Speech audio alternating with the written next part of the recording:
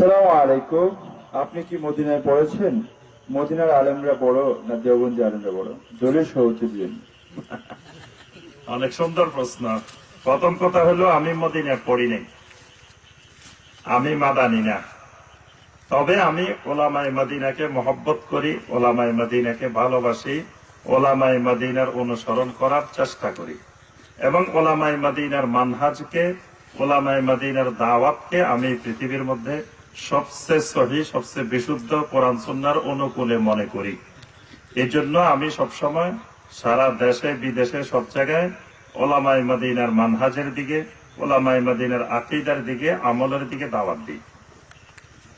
প্রশ্ন করেছেন, ওলামায়ে মদিনা, মদিনার আলেম বড় না দেওবন্দের আলেম বড়? আল্লাহ রাসূল সাল্লাল্লাহু আলাইহি ওয়াসাল্লাম বললেন, এক সাহাবী হাদিস বর্ণনা করতেছেন, তিরমিজির মধ্যে এই হাদিসটা আছে। এক সাহাবী বলতেছেন যে আমি এবং আল্লাহ রাসূল সাল্লাল্লাহু আলাইহি ওয়াসাল্লাম একই বছর জন্মগ্রহণ করছি, আমল ফিলের বছর। তো বাকি একজনে জিজ্ঞাসা করলেন যে আপনি বড় না আল্লাহ রাসূল সাল্লাল্লাহু আলাইহি ওয়াসাল্লাম বড়? তো ওই সাহাবী বলেন, আল্লাহু আকবার, ওয়া রাসূলুল্লাহ সাল্লাল্লাহু আলাইহি ওয়াসাল্লাম আকবারু মিন্নী। যে আল্লাহু আকবার, আল্লাহ রাসূল সাল্লাল্লাহু আলাইহি ওয়াসাল্লাম আমার থেকে সব দিক থেকে বড়, কিন্তু জন্মের দিক থেকে আমি কয়েকদিনের বড়। তাহলে এখানে বড়টা দুই ধরনের বড় হইতে পারে। এক ধরনের বড় জন্মের দিক থেকে বড়, আর এক ধরনের বড় হইল সর্বদিক থেকে। কোথায় রাসূলুল্লাহ সাল্লাল্লাহু আলাইহি ওয়াসাল্লাম আর কোথায় একজন সাহাবী? এই জন্য তিনি বলছেন যে সব দিক থেকে আল্লাহ রাসূল সাল্লাল্লাহু আলাইহি ওয়াসাল্লাম বড়, কিন্তু বয়সের দিক থেকে, জন্মের দিক থেকে আমি কয়েকদিনের বড়। মুসা আলাইহিস সালাম আর আল্লাহ রাসূল সাল্লাল্লাহু আলাইহি ওয়াসাল্লাম দুইজনকে নিয়ে একজন ইহুদি আর একজন মুসলমান ঝগড়া লাগছে। সহিহ আল বুখারীর হাদিস। ইহুদি কয়, ওয়াল্লাহি আল্লাযী ইসতাফা মূসা আলাল আলামিন, আল্লাহর কসম, ওই আল্লাহর কসম যে আল্লাহ মুসা আলাইহিস সালামকে সমগ্র পৃথিবীর উপরে মনোনীত করেছেন। আরেকজন কয়, ওয়াল্লাহি আল্লাযী ইসতাফা মুহাম্মাদান আলাল আলামিন, আল্লাহর কসম যিনি মুহাম্মদ সাল্লাল্লাহু আলাইহি ওয়াসাল্লামকে সমগ্র বিশ্বের উপরে মনোনীত করেছেন। দুজনে ঝগড়া লাগছে। ঝগড়া লাগার পরে পাল্লা তামাল ইহুদি, মুসলমানটার রাগে থাকতে পারে না, ইহুদির থাপ্পড় মারছে। ইহুদি নবী সাল্লাল্লাহু আলাইহি ওয়াসাল্লামের কাছে গিয়ে বিচার দিচ্ছে যে এই আমাকে এরকম বলছি, আমি এই বিচার দিচ্ছে। দেখেন, ইহুদি বিচার চাইছে কার কাছে? আল্লাহ রাসূল সাল্লাল্লাহু আলাইহি ওয়াসাল্লাম। কারণ জানে যে আল্লাহ রাসূল সাল্লাল্লাহু আলাইহি ওয়াসাল্লাম কখনো ইহুদি আর মুসলমান দেখবেন না, বিচারের ক্ষেত্রে ইনসাফ কায়েম করবেন। এই জন্য নবী সাল্লাল্লাহু আলাইহি ওয়াসাল্লামের কাছে বিচারের জন্য গেছে। তখন নবী সাল্লাল্লাহু আলাইহি ওয়াসাল্লাম বললেন, লা তুখাইয়িরুনি আলা মূসা, খবরদার আমার উম্মত মূসাকে আমাকে মূসার উপরে অগ্রাধিকার দিও না। মানে মূসা বড় না আমি বড়, এটা নিয়ে খবরদার কোনদিন ঝগড়া করিও না।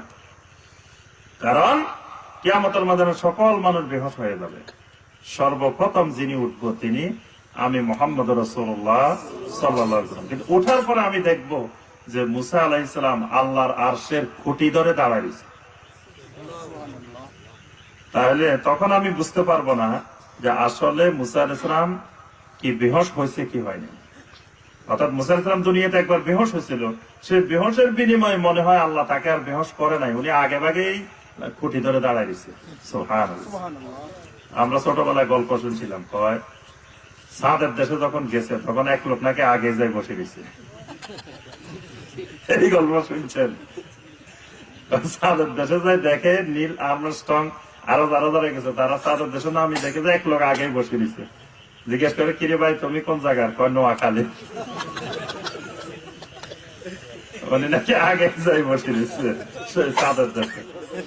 এবং গত শতাব্দীর সবচেয়ে মিথ্যা কথা নাকি চাঁদে যাওয়া।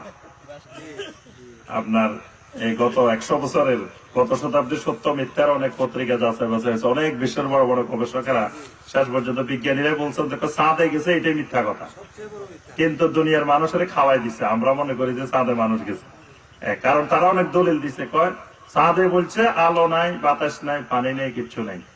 তো এখন পতাকা যেটা ছবি দেখাইছে, পতাকা উঠতেছে বাতাসে। তো চাঁদে যদি বাতাসে না থাকে পতাকা উড়ে কেমনে? পতাকা উঠতেছে, দেখাইতেছে ছবিটা। তাই আবার বলতেছে ছাদের ভাই গাটছে, এটা ছাদের মধ্যে বাতাস নেই, তো বাতাস নেই একটু পতাকা লড়ছে কেমনে। তা আমি যে কথাটা বলতেছিলাম যে দেওবন্দের আলেম বড় না মদিনার আলেম বড়, এটা প্রশ্ন করার বিষয় না। কে বড় কে ছোট, বাংলাদেশে ছোট হুজুর নাই, সবাই বড় হুজুর। আপনি ছোট হুজুর খুঁজে পুরা নেত্রকোনা পাইবেন না, পুরা নেত্রকোনা না পুরো বাংলাদেশে পাইবেন না, সবাই বড়। হ্যাঁ, দেওবন্দের আলেমেরও বড়, মদিনার আলেমেরও বড়। তবে বড় আর ছোটর বিষয় না এখানে। শাইখুল ইসলাম, আমার একটু প্রশ্নের উত্তর দিতে সময় লাগে, এই জন্য প্রশ্নের উত্তর দিব আমরা কম, কিন্তু একটু বুঝে উত্তর দেওয়ার চেষ্টা করবো, কারণ প্রশ্নগুলো বুঝার বিষয়। আপনার শাইখুল ইসলাম ইমাম ইবনে তাইমিয়া রাহিমাহুল্লাহ বলছেন যে আলেম বড় হইলে তিনি যে শিরক চিনে ফেলবেন, বেদাত চিনে ফেলবেন, এটা ভুল। আলেম যেমন বড়, তিনি বড় মুশরিকও হইতে পারে।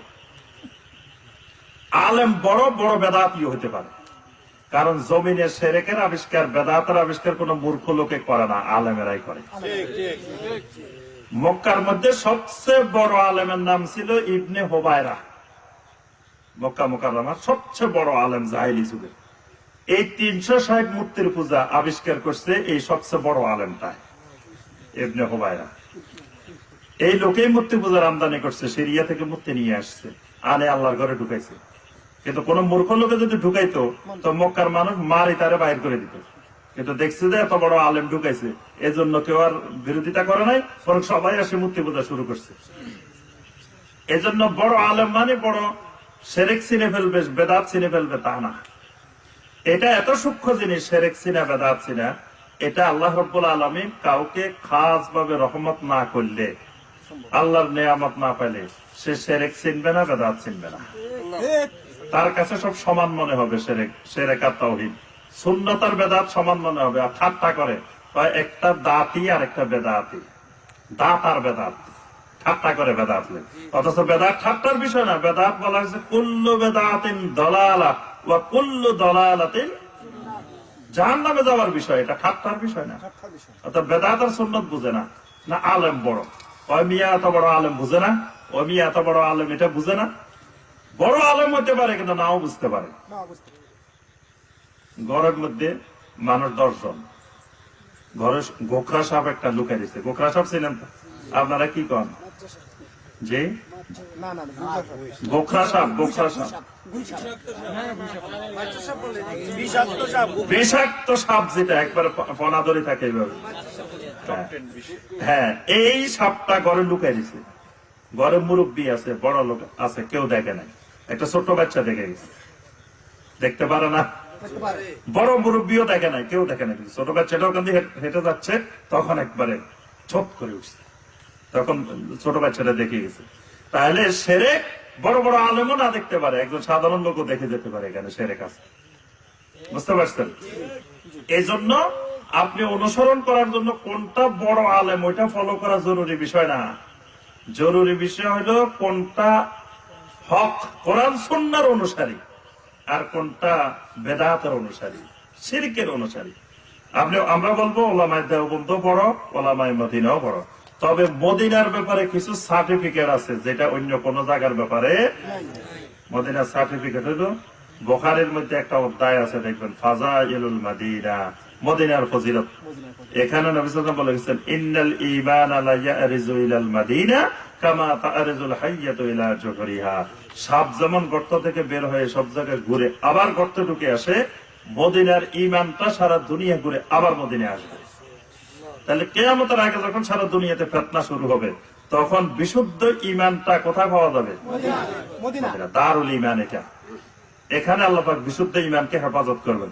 তো যেই জায়গায় বিশুদ্ধ ঈমান থাকবে সেই জায়গায় বিশুদ্ধ আমলও থাকবে, সেই জায়গায় বিশুদ্ধ এলেমও থাকবে। তাহলে এলেম পৃথিবীর সব জায়গায় থাকবো, কিন্তু দাজ্জাল মুক্ত, ফিতনা মুক্ত, বিশুদ্ধ ঈমান এলেম মদিনা থাকবে। আজ পর্যন্ত সেই নবী সাল্লাল্লাহু আলাইহি ওয়াসাল্লাম থেকে আজ পর্যন্ত 1400 বছরে পৃথিবীর সবচেয়ে বড় আলেম মদিনায় বসবাস। সাহাবায়ে কেরামের মধ্যে সবচেয়ে বড় মুহাদ্দিস যারা, তারা সব মদিনায় থাকতো। তাবেঈনদের মধ্যে সবচেয়ে বড় বড় মুহাদ্দিস যারা মদিনায় থাকতো। তাবেঈনদের মধ্যে, আইম্মায়ে কেরামদের মধ্যে যুগে যুগে আলেমের নগরী, সবচেয়ে বড় আলেমের নগরী। আইজও পৃথিবীতে সবচেয়ে বড় আলেমের নগরী মদিনা। মদিনার যে সমস্ত ওলামায়ে কেরাম আল্লাহ পাক এখনো জীবিত রাখছেন, ওনাদের সমকক্ষ আলেম জমিনে আর নাই। মসজিদে নববীতে যাই দেখবেন শেখ আব্দুল মোহসেন আল আব্বাদ হাফেজাহুল্লাহ এখনো বুখারীর তালিম দেন। 90-এর উপরে বয়স, বৃদ্ধ হয়ে গেছেন। মদিনা সব মুহাদ্দিস তার ছাত্র, মদিনা ইউনিভার্সিটির প্রফেসররা তার ছাত্র। শেখ আব্দুল মোহসেন আল আব্বাদ হাফেজাহুল্লাহ, আমি ওনার বুখারীর দার্সে মসজিদে নববীতে বসছিলাম। বসার পরে দেখছি জীবনে বুখারীর অনেক জায়গায় লেখাপড়া করছে, আলিয়াতেও পড়ছে, কওমিতেও পড়ছে বুখারী, আবার নিজেরাও কিছু সামান্য পড়াই। কিন্তু সেখানে বসার পরে দেখছি বুখারী পড়ানো, বুখারীর দার্স কাকে বলে, যেটা জীবনে আর দেখিনি। এলেম কাকে বলে, আলেম কাকে বলে, মানে আমরা উনাদের ছাত্র হওয়ারও এখনো যোগ্য না। এরকম আলেম আল্লাহ এখনো মদিনায় রাখছে। শেখ সুলাইমান আর রুহাইলি হাফেজাহুল্লাহ, এরকম বড় বড় আলেম এখনো মদিনার মধ্যে আছে। এজন্য আমরা বলি যে ওলামায়ে মদিনাকে যদি আমরা ফলো করি, অনুসরণ করি, তাহলে আমরা বুঝতে হবে আমরা হকের উপরে আছি, ফিতনা মুক্ত আমলের উপরে আছি, ফিতনা মুক্ত ঈমানের উপরে আছি। দাজ্জাল সারা দুনিয়াতে যাবে কিন্তু মদিনায় ঢুকতে পারবে। তাহলে সারা দুনিয়ার এলেমের মধ্যে দাজ্জাল মুখ দিবে, মদিনার এলেমের মধ্যে মুখ দিতে পারবে না।